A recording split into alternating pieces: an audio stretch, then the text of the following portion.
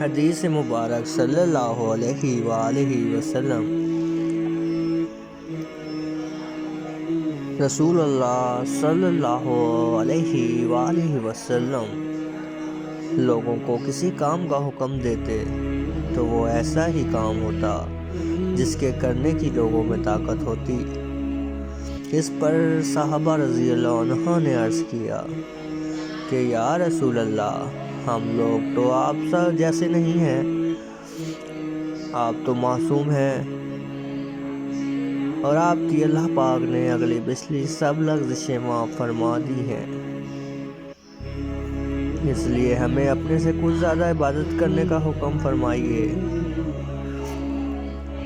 یہ سن کر آپ ناراض ہوئے، حتیٰ کہ خفگی آپ کے چہرے مبارک سے ظاہر ہونے لگی۔ پھر فرمایا کہ بے شک میں تم سب سے زیادہ اللہ سے ڈرتا ہوں اور تم سب سے زیادہ اسے جانتا ہوں، بس تم مجھ سے بڑھ کر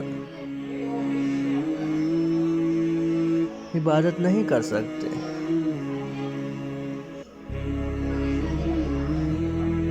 حدیث مبارک صلی اللہ علیہ وآلہ وسلم۔ رسول اللہ صلی اللہ علیہ وآلہ وسلم نے فرمایا کہ وہ وقت قریب ہے جب مسلمان کا سب سے عمدہ مال اس کی بکریاں ہوں گی، جن کے پیچھے وہ پہاڑوں کی چوٹیوں اور برساتی وادیوں میں اپنے دین کو بچانے کے لیے بھاگ جائے گا۔